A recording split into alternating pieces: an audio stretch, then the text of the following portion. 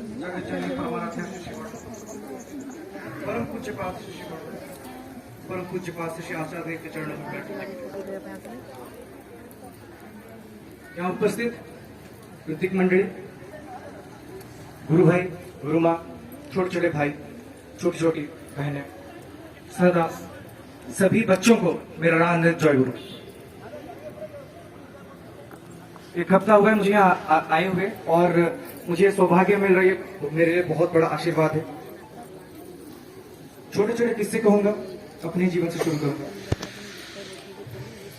दीक्षा लेके स्टैंडर्ड 8 में बस सोच के कि इनको ठाकुर जी को दीक्षा लेके मैं जीवन में कुछ पा लूंगा, कुछ मेरा कुछ अच्छा हो जाएगा, भला हो जाएगा, मैं नौकरी अच्छी कोई मिल जाएगी, यही सोच के दीक्षा लिया था। जब दीक्षा लेकर पहला कितना हो पाया, एक पोस्टमेट था हमारा, एक दोस्त था हमारा जो उनके बोर्ड पे बैठे हुए थे और वो हमारे सिमिलर वेट के थे। हमने उनको रिक्वेस्ट किया कि भाई आप आ जाइए, हम रिप्लेस कर देते हैं आपको। वो जो इंसान कभी किसी को मना नहीं करता, उस दिन उसने पहली बार किसी को मना किया, वो था मुझे। पहला जो बोर्ड था, इसे जा रहे हैं, दोनों गांव के बीच में जो एक इलेक्ट्रिक पोल थे, इस इलेक्ट्रिक पोल से इस इलेक्ट्रिक पोल के बीच में एक 11 kV का केबल जा रहा था, इलेक्ट्रिक तार जा रहा था। एक बोर्ड के बीच में एक बूम होता है, एक स्टील का बूम होता है जिससे आपका सेल वगैरह कनेक्ट किया जाता है। तो जो स्टील का बूम था वो आके वो इलेक्ट्रिक केबल के साथ लग गया और जब ये जुड़ गया वो पूरा बोर्ड इलेक्ट्रिक्यूट हो गया और उसको पकड़े हुए एक हमारे दोस्त उनका ऑन दी स्पॉट डेथ हो गया। और इसी के जस्ट उसी बोर्ड के पीछे पीछे दूसरी बोट आ रही थी जिसमें वो दो जो मेरा परम मित्र था वो उसी में बैठा हुआ था। अब उनके पास इतना समय नहीं था, बाकी लोग, एक तो बंदा वहां पे ऑन दी स्पॉट उनका एक्सपायर कर गए, बाकी लोग जो थे वो कूद गए पानी में और उन लोग चिल्ला रहे कि आप कोई मत आए आगे। बट सभी के बोट इतने स्पीड में है कि जो दूसरा बोट था वो मेरे जो दोस्तों का था उनका, तो उन लोग रोक नहीं पाए। ना रोक पाने के कारण उस बोट में से 2 लोगों को इमीडिएटली आईसीयू लेना पड़ा, बाकी सब कूद गए। और वो 2 लोग कौन थे? वो था जो मेरा परम मित्र जिसको मैं बोल रहा था कि भाई हमारे बोट में आ जाओ, या और जो दूसरा था जिनको मैं रिप्लेस करने के लिए बोल रहा था कि भाई आप हमारे बोट में आ जाओ, मैं आपके बोट में जाता हूं। बात सिंपल सा है, मुझे पता नहीं मेरी भलाई किसमें है, उनको पता है। तो जब मुझे पता ही नहीं मेरी भलाई किसमें, मैं क्या मांगू उनसे? एक सुंदर सा 2 लाइनें हैं ओडिया में, मुझे बहुत पसंद है वो। ए जीवन जाऊ बाना सबु पर तुम दाना किछि देना बोली करिबे कि अभिमान किछि देना बोली करिबे कि अभिमान। जीवन यौवन सब कुछ आपका दिया गया है, आपने क्या नहीं दिया जो मैं क्या क्या कंप्लेन करूं आपको? हे ठाकुर, ये सब कुछ मैं आज जो खड़ा हूं आपके सामने, ये उनकी दया है, वो दयालु दयानिधान का दया है, मैं आज आपके सामने खड़ा हूं। इसी तरह चलता रहा सिलसिला। एक अभी मैं छोटा सा आलोचना पूजनीय आचार्य देव एक बार मुंबई आ रखे थे, दादा बोल रहे थे एक बार, एक जो बच्चा होता है ना वो रोता है, उसको कुछ भी हो, भूख लगे, प्यास लगे, गर्मी लगे, कपड़े गीले हो जाए, वो रोता है। बट माँ को समझ में आ जाता है क्यों क्यों रो रहा है। मेरे बच्चे को अभी भूख लगी है, ठीक है उसको मैं खाना खिलाऊं। बच्चा तो बोल नहीं पाता, माँ को कैसे पता चलता है? सिमिलर वैसे ही हमारी जिंदगी, जो परम पिता जिन्होंने हमें सृष्टि किया उनको पता है हमारे लिए क्या अच्छा है क्या बुरा है। हमें ज्यादा सोचने के लिए, लोड लेने की जरूरत नहीं है। बट हाँ, अगर वो बच्चा रोएगा नहीं तो माँ को पता कैसे चलेगा? हमें कर्म करते रहना है, ये नहीं कि मैंने परम पिता के हाथ में सब छोड़ दिया है।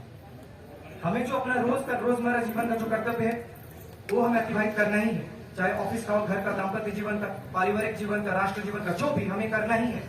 और उसके तहत वो सब करते करते हमें आगे बढ़ना है श्री ठाकुर के मार्ग में, उसको पालन करते हैं।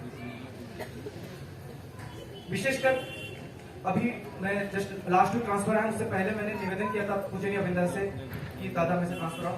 दादा ने मुझे बस एक बात कहा था कि जाके बस डीपी वर्क करो, और कुछ नहीं, बस जाके बस डीपी वर्क करो। ये डीपी वर्क पहले तो हमें समझना है कि चीज क्या है। पूजनीय अविंदर लास्ट ईयर एक ऋतिक कॉन्फ्रेंस में एक चीज बोल रहे थे, शिलोंग की बात है, दादा लोग निकल गए थे ऐसे ऋतिक अपना डीपी वर्क के लिए निकल गए थे। अब जब निकल गए एक दादा बेसिकली माँ से उनका एड्रेस पता था, उनको प्रॉपर टाइप कौन सा घर है पता नहीं था।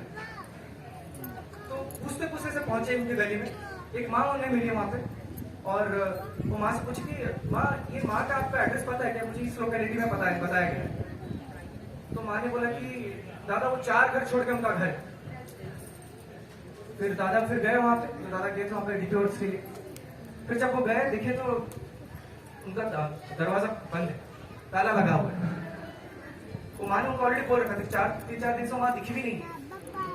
तब भी वो गए, फिर उनको अंदर से पता नहीं क्या आया कि भावना आई कि एक बार मैं घूम लेता हूँ, घर के आस पड़ोस के घूम लेता हूँ, हो सकता है कहीं पास में गई हो। उन्होंने क्या किया, फिर घर के पिछवाड़े से फिर जाके देखा तो उनका दरवाजा, पिछवाड़ा दरवाजा खुला हुआ है। और जब दरवाजा खुला हुआ है इमीडिएटली अंदर गए, देखे तो माँ एक वृद्धा थी जो एकदम फीवर में, एकदम सर्दी और फीवर से कांप रही थी और उन कपड़े वगैरह सब गीले हो रखे थे। इमीडिएटली वो दादा ने आके आसपास के जितने पड़ोसी थे जो माँ लोग को बुला के वो माँ का पूरा उनका साफ सफाई किया। इमीडिएटली वो हॉस्पिटल में लिया गया, तो उनका ट्रीटमेंट हुआ, पता चला कि उनको कैटरेक्ट है। और इमीडिएटली वो वहाँ पे जो गुरु भाई लोग हैं सभी मिलके उनका ऑपरेशन वगैरह, कैटरेक्ट का ऑपरेशन करवाए और वो माँ फुली अभी स्वस्थ है।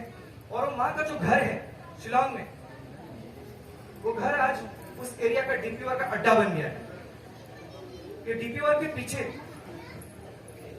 परम पूज्य बात श्री आचार्य का जो आशीर्वाद है हमें समझना बहुत जरूरी है। इससे लोगों के जीवन बच रहे हैं, कितने जाने बच रही हैं। बहुत सारे लोग जिनकी नौकरी नहीं है वो जुड़ रहे हैं तो उनकी नौकरी लग जा रही है, किसी की शादी हो रही है।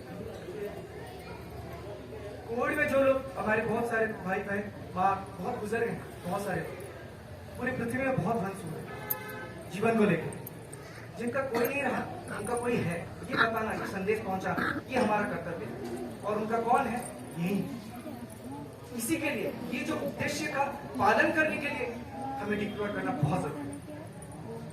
पूजनीय अविंदा, आप सबको पता है कि रात को शायद 2 या 3 घंटे सोते हैं, बट हम क्या, मेरा बहुत ऑफिस का काम, मेरे बच्चे का कल एग्जाम, हम ये बहाना दे देते सत्संग ना आने के लिए, मंदिर ना आने के लिए। क्या हमने कभी एक बार सोचा कि मैं बहाना देके देखूं अपने आप को कि नहीं मुझे तो मंदिर जाना ही है? ये कभी बहाना नहीं दिया हमने कि मुझे मंदिर जाना है, वो तो अभी रहने देता। ये बहुत इंपॉर्टेंट, अभी बहाना अपने आप को दीजिए क्योंकि मुझे मंदिर जाना है, मुझे सत्संग जाना है, ये बहुत जरूरी है। But yes, not compromise your own work. जैसे कर्तव्य हमें करना है, मुझे मेहनत ज्यादा करना पड़ेगा। हो सकता है मुझे शाम को 7 बजे ऑफिस से आके फिर मैं डिक्लेयर के लिए आऊं, बट फिर अगर कुछ काम बच गया अगर आपको 10 बजे तक मैं करूंगा। कॉम्प्रोमाइज हम हमेशा ठाकुर जी के क्षेत्र में क्यों करें, ये खुद के साथ क्यों नहीं कर सकता?